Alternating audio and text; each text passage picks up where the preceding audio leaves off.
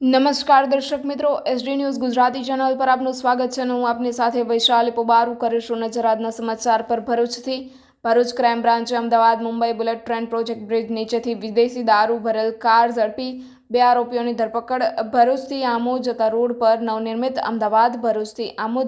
પર નવનિર્મિત Ahmedabad Mumbai bullet train project bridge નીચેથી વિદેશી દારૂ ભરેલી કાર સાથે 2 આરોપીઓને એલસીબી પોલીસે ઝડપી પાડ્યા હતા. ભરૂચથી આમોદ જતા રોડ ઉપર નવનિર્મિત બુલેટ ટ્રેન પ્રોજેક્ટ બની રહ્યો છે, ત્યાં નીચેથી વિદેશી દારૂ ભરેલી કાર સાથે 2 આરોપીઓને એલસીબી ટીમે ઝડપી પાડ્યા હતા.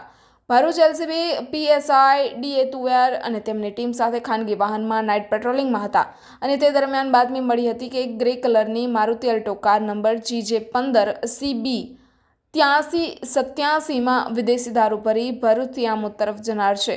માહિતીના આધારે ટીમે ભરૂચથી આમોદ જતા રોડ પર વોચ ગોઠવી હતી. પોલીસે તપાસ દરમિયાન અમદાવાદથી Mumbai bullet train project bridge નીચેથી વિદેશી દારૂ ભરેલી મારુતિ અલ્ટો કાર ઝડપી પાડી હતી, જેમાંથી ભારતીય બનાવટની નાની મોટી બોટલ તથા બિયર ટીન મળીને કુલ બોટલ નંગ 270, કિંમત ₹1,40,440 દારૂનો જથ્થો તથા મોબાઈલ નંગ 2 કિંમત ₹10,000 તેમજ એક કાર કિંમત ₹1 લાખ મળીને કુલ કિંમત ₹2,50,410 મુદ્દામાલ સાથે વલસાડના જગદીશ મનુભાઈ સોલંકી અને આમોદ નવીનગરીના જાવેદ અબ્દુલ પટેલને ઝડપી પાડ્યો હતો, જ્યારે જંબુસરના મયુર ઉર્ફે લાલો રાણાને વોન્ટેડ જાહેર કરીને કાયદેસરની કાર્યવાહી હાથ ધરી છે.